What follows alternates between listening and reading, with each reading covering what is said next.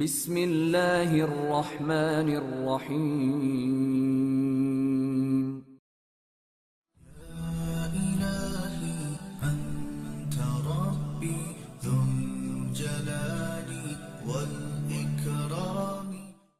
نور کے باپ نے یہ کوشش نہ کی کہ کشتی کو اس جگہ تک لے جائے جہاں سے انہوں نے کشتی لی تھی اور جہاں گھوڑا گاڑی رکی کھڑی تھی۔ ان دونوں نے کشتی کو قریبی کنارے پر لگا دیا اور اتر آئے۔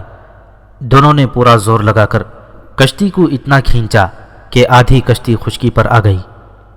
باپ نے نور سے کہا کہ وہ کشتی کے قریب کھڑی رہے اور اگر کشتی پانی میں جانے لگے تو اسے پکڑ کر کھینچ لے۔ وہ خود گھوڑا گاڑی لینے چلا گیا۔ اب وہ ہر قطرے سے نکل آئے تھے۔ نور کا باپ گھوڑا گاڑی وہیں لے آیا اور کشتی کے قریب روک دیا۔ باپ بیٹی کشتی سے بکس اتارنے لگے۔ وہ علاقہ ایسا تھا جہاں سے کسی انسان کا گزر نہیں ہو سکتا تھا، کیونکہ یہ علاقہ کسی راستے میں نہیں آتا تھا اور خطرناک بھی اتنا تھا کہ ادھر سے کوئی گزرتا ہی نہیں تھا۔ دونوں نے زور لگا کر چاروں بکس گھوڑا گاڑی میں لاد لیے اور سوار ہو گئے۔ گھوڑوں کی باگیں باپ نے سنبھال لیں اور گاڑی شہدر کی طرف موڑ کر چل پڑے۔ نور ابھی دیکھ رہی تھی کہ باپ یہ خزانہ کہاں لے جاتا ہے۔ نور کی توجہ دراصل خزانے پر تھی ہی نہیں۔ وہ بہت بڑے صدمے سے دوچار تھی۔ اسے جس کے ساتھ روحانی محبت ہو گئی تھی اسے وہ اپنے ہاتھوں جلا کر اور ڈبو کر جا رہی تھی۔ حاضر کے خیال سے اور اس کے انجام سے اسے اتنا شدید صدمہ ہوا تھا کہ اس کے آنسو بہہ نکلے اور پھر وہ سسک سسک کر رونے لگی۔ روتی کیوں ہو؟ باپ نے نور سے کہا۔ کیا ہمیں خوش نہیں ہونا چاہیے کہ ہم بہت بڑے دھوکے سے بچ گئے ہیں؟ یہ باطنی تھے اور یہ سیدھے علمود جا رہے تھے۔ مجھے تو یہ راستے میں ہی قتل کر دیتے اور تمہیں وہاں لے جا کر حسن بن صباح کے حوالے کر دیتے، اور وہ ابلیس تمہیں اپنی جنت کی حور بنا دیتا۔ آج تم ایک خاوند کی تلاش میں ہو، وہاں ہر روز تمہارا ایک نیا خاوند ہوتا۔ اللہ کا شکر ادا کرو جس نے ہمیں اس ذلت سے بچا لیا ہے۔ خدا کی قسم مجھے اس خزانے کی خوشی نہیں، خوشی ہے تو یہ ہے کہ میں آخر تمہیں بچا لایا ہوں۔ نور کو اصل غم تو یہ تھا کہ اس کی قسمت میں یہ لکھا گیا تھا کہ ایک فریبکار کے چنگل سے نکلے تو ایک اور فریبکار کے جال میں آ جائے۔ نور کے لیے یہ صدمہ برداشت کرنا کوئی آسان کام نہیں تھا۔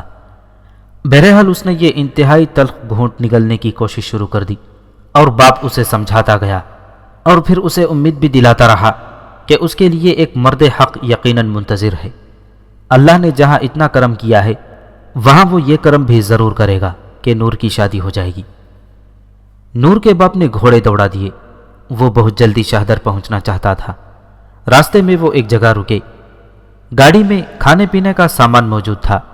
گھوڑوں نے سستا لیا اور باپ بیٹی نے کھا پی لیا اور پھر گاڑی میں سوار ہوئے اور باپ نے گھوڑے دوڑا دیے۔ دن تقریباً آدھا گزر گیا تھا۔ سنجر اپنے دفتر میں بیٹھا روزمرہ کے کام و کاج میں مصروف تھا۔ اس کے ذمے بڑا ہی نازک اور پیچیدہ کام تھا۔ اس نے اس شہر کو از سر نو آباد کرنا تھا اور اس شہر کو باطنیوں سے صاف بھی کرنا تھا۔ دربان نے اسے اطلاع دی کہ باہر ایک آدمی آیا ہے جس کے ساتھ ایک بڑی خوبصورت اور جوان سال لڑکی ہے اور وہ گھوڑا گاڑی پر آئے ہیں۔ دربان نے بتایا کہ یہ وہی باپ بیٹی ہیں جنہیں کچھ عرصہ پہلے یہاں ایک مکان دیا گیا تھا اور زمین بھی دی گئی تھی۔ سنجر نے کسی حد تک بے دلی سے کہا کہ انہیں اندر بھیج دو۔ اس نے غالباً یہ سوچا ہوگا کہ اپنی کسی ضرورت کی خاطر آئے ہوں گے۔ دربان نے باہر جا کر انہیں کہا کہ وہ اندر چلے جائیں، لیکن نور کے باپ نے کہا کہ وہ اندر نہیں جانا چاہتے، سلطان خود باہر آئے۔ سنجر کو جب یہ بتایا گیا کہ باپ بیٹی اسے باہر بلا رہے ہیں تو سنجر جھنجھلاہٹ کے عالم میں باہر آ گیا۔ نور کے باپ نے اسے کہا کہ وہ گھوڑا گاڑی تک چلے۔ اس وقت سنجر نے قدرے اکتاہٹ سے کہا کہ آخر بات کیا ہے؟ وہ کسی کو یہ اجازت نہیں دے سکتا کہ کوئی اسے جدھر لے جانا چاہے وہ اس طرف چل پڑے۔ نور اور اس کا باپ کچھ بھی نہ بولے اور اسے گھوڑا گاڑی تک لے گئے۔ نور کے باپ نے گاڑی پر جا کر چاروں بکس کھول دیے اور سلطان کو اشارہ کیا کہ وہ اوپر آ جائے۔ سنجر پہلے ہی اکتایا ہوا تھا۔ وہ غصے کی حالت میں گھوڑا گاڑی پر چڑھا اور جب اس نے کھلے ہوئے بکس دیکھے تو اس پر کچھ اور ہی کیفیت طاری ہو گئی۔ یہ مال کہاں سے آیا ہے؟ سنجر نے ہکلاتی ہوئی زبان سے پوچھا اور جواب کا انتظار کیے بغیر کہا، یہ تو بے انداز اور بے حد قیمتی خزانہ ہے۔ یہ میں سلطان کو اندر بیٹھ کر بتاؤں گا کہ یہ مال کس طرح آیا ہے۔ نور کے باپ نے کہا، یہ سارا مال نہ آپ کا ہے نہ میرا ہے، بلکہ یہ سلطنت سلجوقیہ کا مال ہے، اور یہ وہ خزانہ ہے جو یہ باطنی ابلیس قافلوں سے لوٹتے رہے ہیں۔ سنجر نے فوراً چاروں بکس اٹھوائے اور اپنے کمرے میں رکھوا دیے۔ پھر اس نے باپ اور بیٹی کو اپنے پاس بٹھا کر پوچھا کہ یہ خزانہ کہاں سے آیا ہے۔ نور کے باپ نے اسے ساری داستان سنا ڈالی۔ میں تمہیں اس میں سے دل کھول کر انعام دوں گا، سنجر نے کہا۔ میں اس میں سے ایک ذرہ بھی نہیں لوں گا، نور کے باپ نے کہا۔ یہ سلطنت کی ملکیت ہے اور یہ اللہ کی امانت سمجھ کر استعمال کی جائے۔ میں اپنا انعام لے چکا ہوں، مجھے مکان مل گیا ہے اور زمین بھی مل گئی ہے، مجھے اور کچھ نہیں چاہیے۔ داستان کو واپس اس مقام تک لے جاتا ہے جہاں عبید عربی کی نشاندہی پر بڑھئی اور سبزیوں کے تاجر کو پکڑا گیا اور ایک روز کے بعد انہیں جلاد کے حوالے کر دیا گیا تھا۔ سالار اوریزی نے عبید عربی کو بڑے پیار اور شفقت سے اپنے پاس بٹھایا اور اس سے پوری بات سنی تھی، اور عبید عربی نے اسے اپنی وہی داستان سنائی تھی جو وہ شافیہ کو سنا چکا تھا۔ اس کا بیان یہ پچھلے باب میں تفصیل سے پیش کیا جا چکا ہے۔ اے سلجوقی سالار، عبید عربی نے کہا، میں اللہ کے وجود کا قائل ہو گیا ہوں۔ میں تو آپ کو قتل کرنے آیا تھا، لیکن آج آپ سے کہہ رہا ہوں کہ مجھے اپنے ہاتھوں قتل کر دیں۔ ہمارا خدا بھی حسن بن صباح تھا، رسول بھی حسن بن صباح تھا، اور حسن بن صباح کی زبان سے نکلی ہوئی ہر بات کو یوں قدر و احترام سے سنا کرتے تھے جیسے یہ بات آسمان سے اتری ہو۔ ہمارے لیے نیکی اور بدی کا کوئی تصور نہیں تھا۔ ہمارا امام کہا کرتا ہے کہ جو فعل تمہیں اچھا لگتا ہے وہ کرو اور اسے گناہ مت سمجھو۔ گناہ اس فعل کو کہتے ہیں جو تم نہ کرنا چاہو، لیکن یہاں آ کر میں نے اپنی اصلیت کو پا لیا ہے۔ تمہیں اس کا اجر اللہ دے گا، سالار اوریزی نے کہا تھا۔ تم ان کا انجام بھی دیکھ لو گے جن کی تم نے نشاندہی کی ہے، اور تمہیں جو صلہ ملے گا وہ سب لوگ دیکھیں گے۔ میں تم سے ایک بات پوچھنا چاہتا ہوں، کیا ان دونوں کے علاوہ تم ایسے آدمی بتا سکتے ہو جو وسم کوہ میں موجود ہیں؟ نہیں قابل احترام سالار، عبید عربی نے کہا تھا۔ ضرور ہوں گے، لیکن یہ ضروری نہیں ہوتا کہ کسی جگہ ہر باطنی دوسرے باطنی کو جانتا ہو۔ حسن بن صباح کے بعض فدائیوں کو یوں چھپا کر رکھا جاتا ہے کہ کوئی دوسرا فدائی بھی اسے نہیں جانتا۔ میں چونکہ آپ کو قتل کرنے کے لیے آیا تھا، اس لیے میں انہی دو آدمیوں سے واقف ہو سکا جن کے ذمے مجھے پناہ میں رکھنا تھا۔ مجھے آپ کے قتل کے بعد خودکشی کر لینی تھی، یا موقع ملتا تو فرار ہونا تھا، اور پکڑے جانے کا بھی امکان تھا۔ اس صورت میں آپ نے تشدد اور اعزار آسانی کے ذریعے مجھ سے یہ راز اگلوا لینا تھا کہ یہاں کتنے باطنی ہیں اور وہ کہاں کہاں رہتے ہیں، اور ان میں فدائی کون کون ہیں۔ میں نے اپنے اس راز پر اپنی جان دے دینی تھی، لیکن اعزار آسانی سے بڑے مضبوط آدمی بھی ٹوٹ پھوٹ جاتے ہیں اور وہ راز اگل دیتے ہیں۔ پھر بھی میں کوشش کروں گا کہ ان کا سراغ لگا لوں۔ یہ بھی سن لیں کہ آپ کو تو ان لوگوں نے قتل کرنا ہی ہے، میری جان بھی خطرے میں آ گئی ہے۔ میں نے حسن بن صباح کے دو بڑے ہی اہم اور تجربے کار آدمی پکڑوا دیے ہیں، اور اب یہ لوگ موقع ملتے ہی مجھے قتل کر دیں گے، لیکن میں جان کی بازی لگا کر باقی باطنیوں کا سراغ لگاؤں گا۔ سالار اوریزی نے کہا کہ وہ اسے بچائے رکھنے کی پوری کوشش کرے گا۔ اس نے یہ بھی کہا کہ دوسرے باطنیوں اور فدائیوں کا سراغ کہاں سے لگائے۔ سالار اوریزی نے یہ بھی کہا کہ یہ دونوں آدمی جو عبید نے پکڑوائے ہیں کچھ بھی نہیں بتائیں گے۔ یہ امید دل سے نکال دیں، عبید عربی نے کہا۔ انہیں آپ کوئی لالچ دے سکتے ہیں جو یہ کسی قیمت پر قبول نہیں کریں گے۔ دوسرا طریقہ اعزار آسانی کا ہے۔ یہ لوگ مرنا پسند کریں گے، لیکن بتائیں گے کچھ بھی نہیں۔ میرا معاملہ کچھ اور ہے۔ آیا تو میں بھی مرنے مارنے کے لیے تھا، لیکن میری جذباتی دنیا میں جو شدید زلزلہ آیا یہ مجھے آپ کے سامنے اس صورت میں لایا جو آپ دیکھ رہے ہیں۔ اسے میں اللہ تعالیٰ کا ایک معجزہ کہتا ہوں، لیکن یہ دونوں آدمی اس درجے کے باطنی ہیں جو فخر سے اپنی جانیں دے دیا کرتے ہیں۔ انہیں یہ تو معلوم ہی ہوگا کہ آپ انہیں سزائے موت دیں گے۔ یہ تو میرا فیصلہ ہے، سالار اوریزی نے کہا۔ کل سارے شہر میں منادی کرا دوں گا کہ دو باطنیوں کو قلعے کے باہر سزائے موت دی جائے گی، اور تمام لوگ اس وقت اکٹھے ہو جائیں گے۔ پھر انہیں گستاخی معاف، قابل احترام سالار، عبید عربی نے سالار اوریزی کی بات کاٹ کر کہا۔ آپ کی باقی بات میں بعد میں سنوں گا۔ ایک طریقہ میرے دماغ میں آ گیا ہے جس سے باطنیوں کا سراغ لگایا جا سکتا ہے۔ آپ ان دونوں کو سر عام سزائے موت دیں گے۔ یہ آپ بہت اچھا کریں گے کہ شہر کے تمام لوگوں کو اکٹھا ہونے کو کہہ رہے ہیں۔ یہاں جتنے باطنی ہیں یا بڑھئی اور سبزیوں کے باغ کے مالک جیسے آدمی ہیں وہ بھی لوگوں میں شامل ہوں گے۔ ان دونوں کے سر جلاد کاٹ چکے گا تو مجھے پورا یقین ہے کہ 1 یا 2 آدمی علمود کی طرف روانہ ہو جائیں گے۔ یہ ان کے فرائض میں شامل ہے کہ اس قسم کا سنگین واقعہ فوراً علمود جا کر حسن بن صباح کو سنائیں۔ آپ یہ بندوبست کریں کہ چند ایک آدمی شہر کے ہجوم سے باہر دیکھتے رہیں۔ وہ جب کسی 1 2 یا 3 آدمیوں کو گھوڑوں پر سوار علمود کی طرف رخ کر کے جاتا دیکھیں تو انہیں گھیر کر پکڑ لیں۔ وہ یقیناً حسن بن صباح کے آدمی ہوں گے۔ وہ سب کے سب تو نہیں ہوں گے، سالار اوریزی نے کہا، دوسرے پھر بھی شہر میں ڈھکے چھپے رہیں گے۔ بہرحال مجھے تمہاری یہ تجویز بہت پسند آئی ہے، میں اس پر عمل درآمد کراؤں گا۔ جو تجزیہ اور دانشمندی آپ کو حاصل ہے وہ مجھے نہیں، عبید عربی نے کہا، لیکن میں یہ مشورہ ضرور دوں گا کہ منادی میں یہ بھی شامل کریں کہ تمام لوگوں کو حکم دیا جاتا ہے کہ وہ گھروں میں سے نکل کر قلعے کے باہر اکٹھے ہوں اور ان دونوں آدمیوں کو جلاد کے ہاتھوں کٹتا دیکھیں۔ اس طرح یہ ہوگا کہ کوئی باطنی اپنے گھر میں بیٹھا نہیں رہے گا۔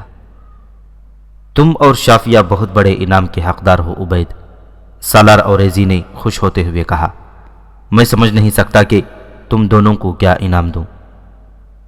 انعام کی حقدار تو شافیہ ہے، عبید عربی نے کہا۔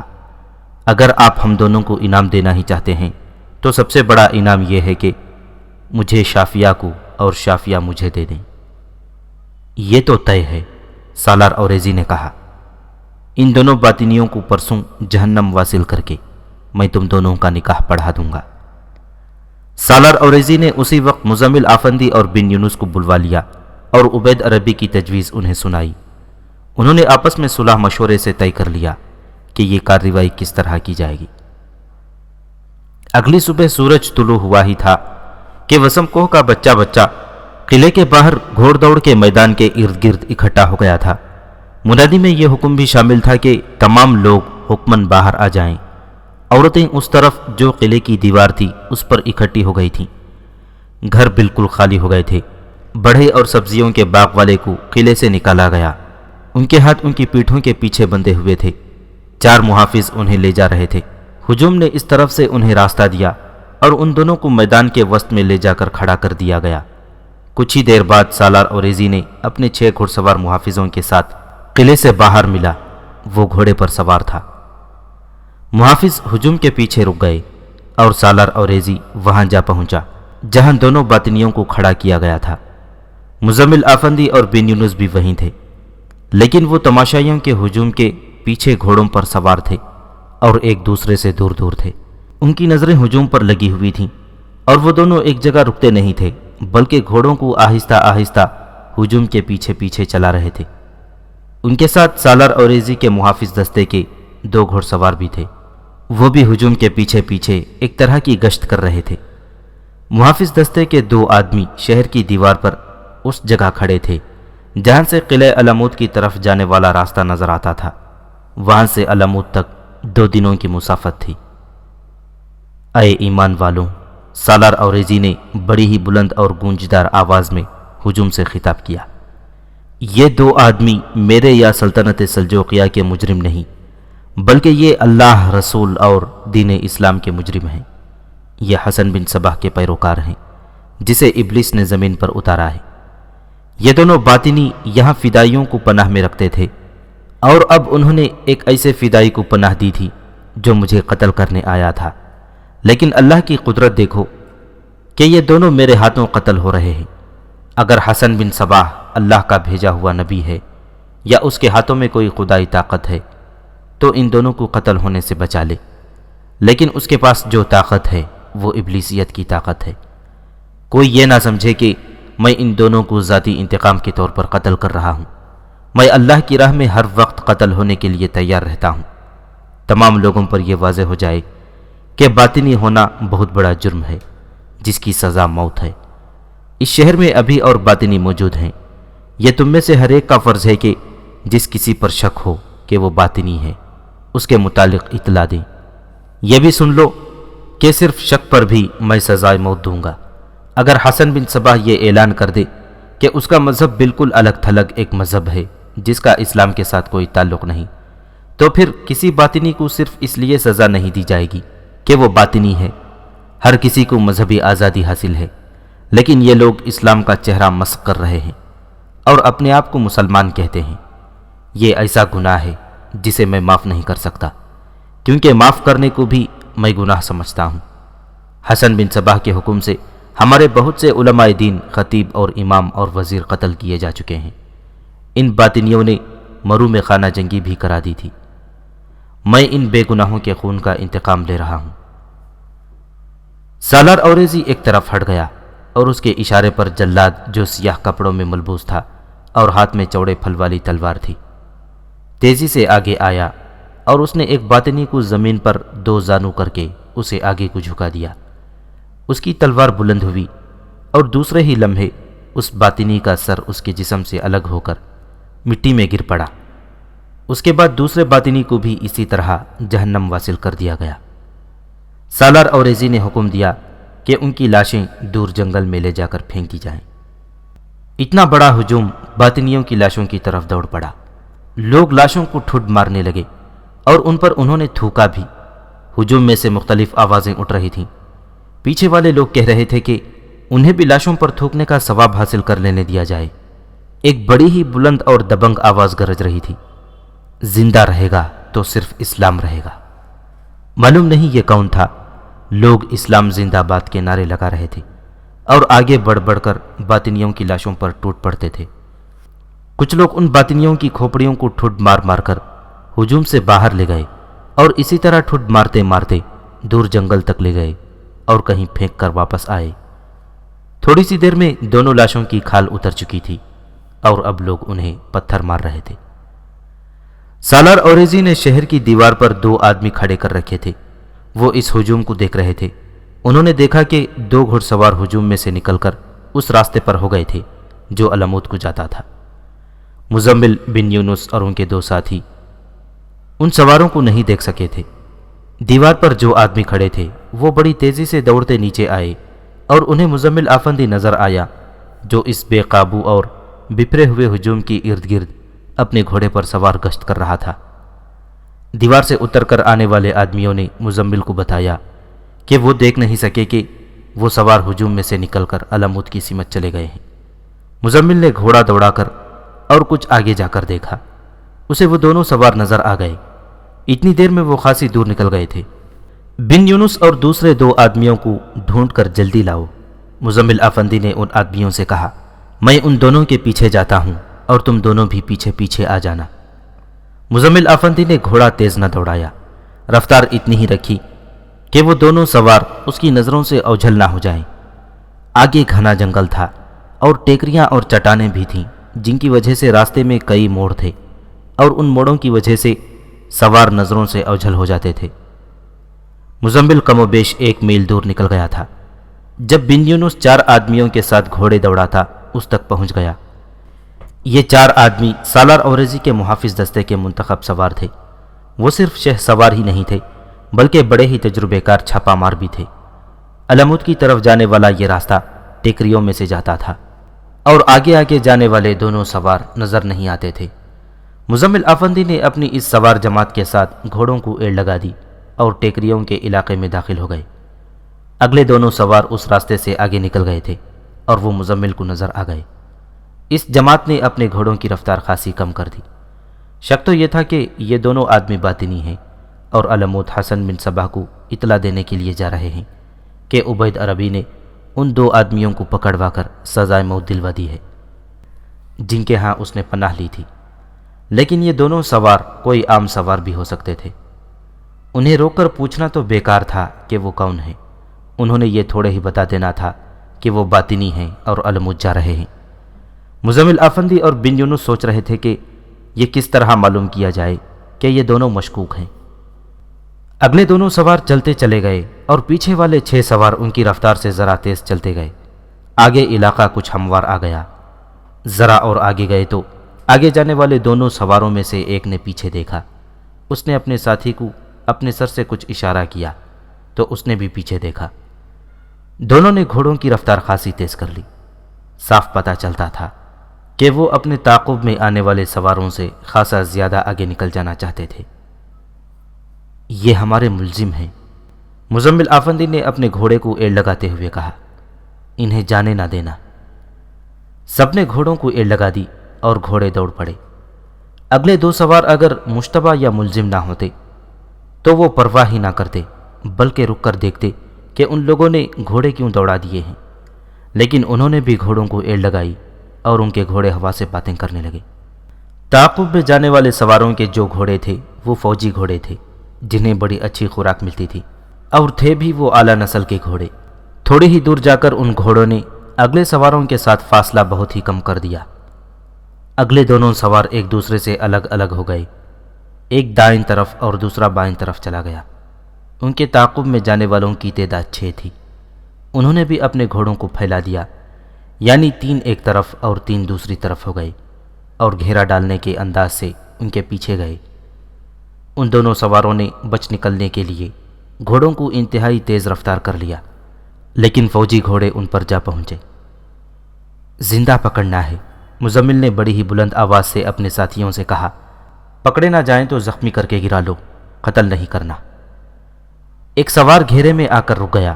اس نے تلوار نکال لی اور تعاقب میں جانے والوں نے بھی تلواریں نکال لیں، لیکن اس آدمی نے مقابلہ نہ کیا، بلکہ تلوار اپنے دل کے مقام پر رکھ کر ایسی دبائی کہ آدھی تلوار اس کے جسم میں داخل ہو گئی اور پیچھے سے اس کی نوک باہر آ گئی۔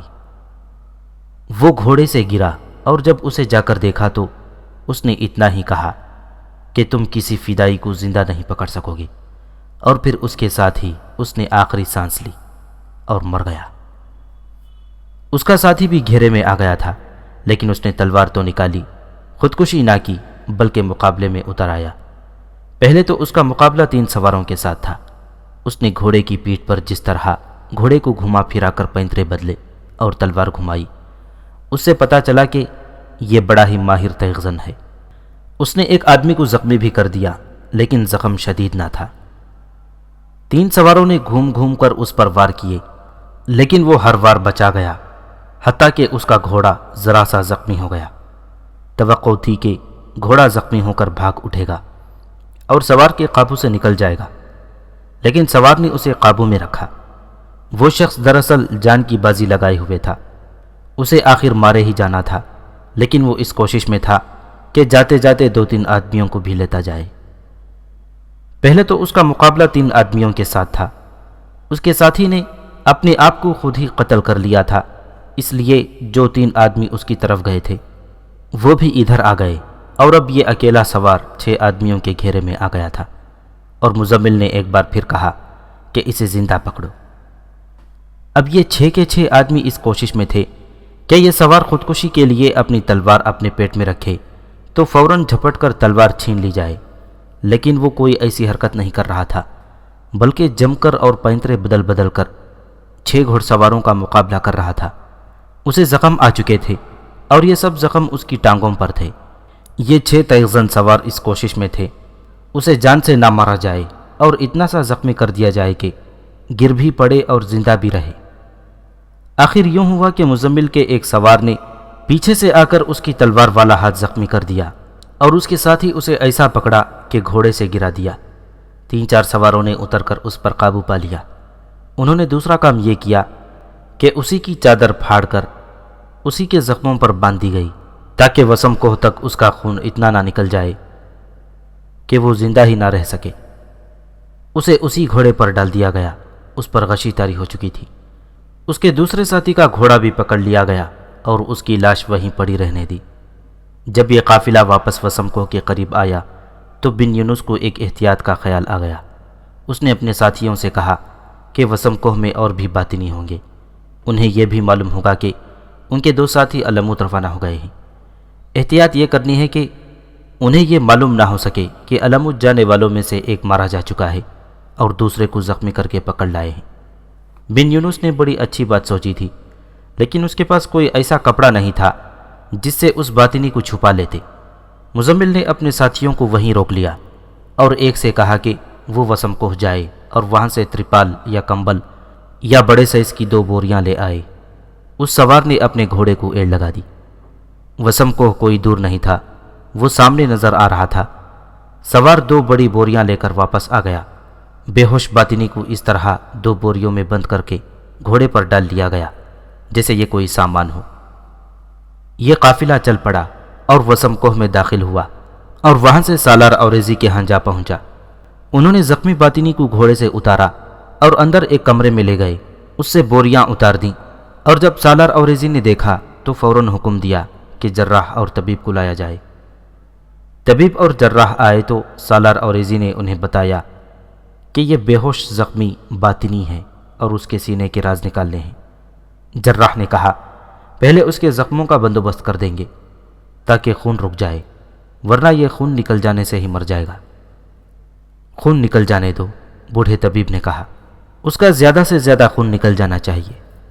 جراح نے اور باقی سب نے حیرت زدگی کے عالم میں طبیب کی طرف دیکھا۔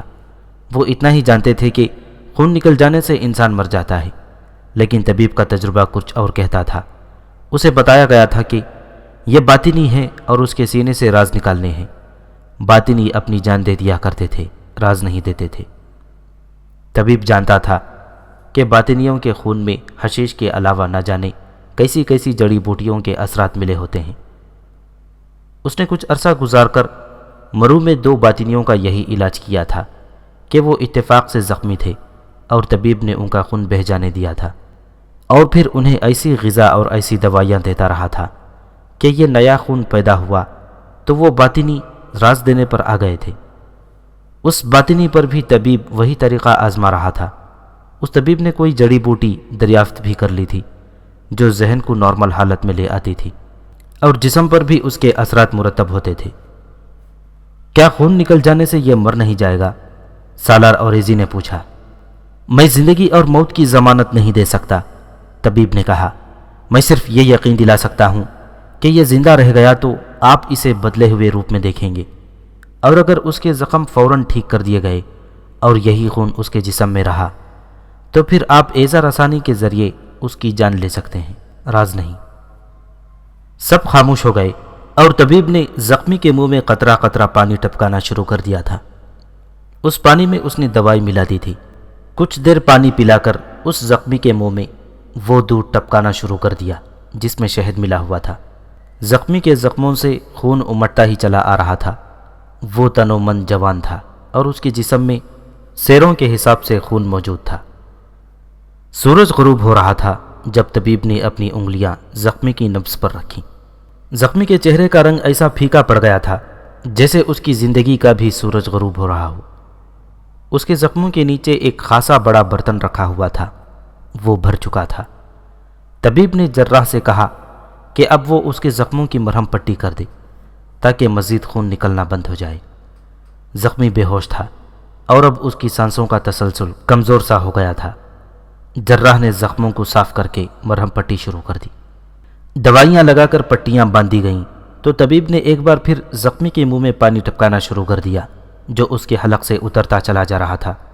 یہ ثبوت تھا کہ وہ زندہ ہے اور پانی قبول کر رہا ہے، ورنہ پانی اس کے منہ سے واپس نکلنا شروع ہو جاتا۔ اس طرح خاصا پانی ٹپکا کر طبیب نے پھر اسے شہد ملا ہوا دودھ قطرہ قطرہ دینا شروع کر دیا۔ بہتر ہے آپ سب اپنے اپنے کام کاج میں لگ جائیں، طبیب نے کہا۔ اپنے اپنے ٹھکانے پر چلے جائیں اور آرام کر لیں۔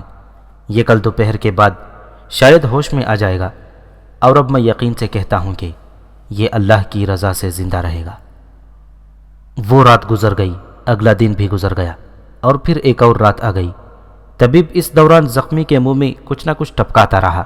اس میں شہد ملا دودھ بھی تھا، دوائی ملا پانی بھی تھا، اور کچھ اور دوائیاں بھی تھیں، اور وہ زخمی کے زخموں کو بھی دیکھ رہا تھا کہ ان سے خون تو نہیں نکل رہا۔ خون بند ہو چکا تھا، اور اب زخمی کے منہ میں طبیب کچھ ٹپکاتا تھا تو زخمی اپنا منہ خود ہی کھول دیتا تھا، جس کا مطلب یہ تھا کہ وہ ہوش میں آ رہا ہے، لیکن وہ اس قدر کمزوری محسوس کر رہا ہے کہ اس سے بولا بھی نہیں جاتا۔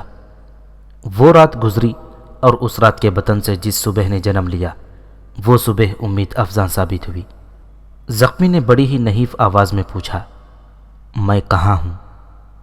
اپنے عزیزوں کے پاس۔ طبیب نے کہا، دل پر کوئی غم اور بوجھ نہ رکھو، تم وہاں ہو جہاں تمہارے لیے پیار ہی پیار ہے۔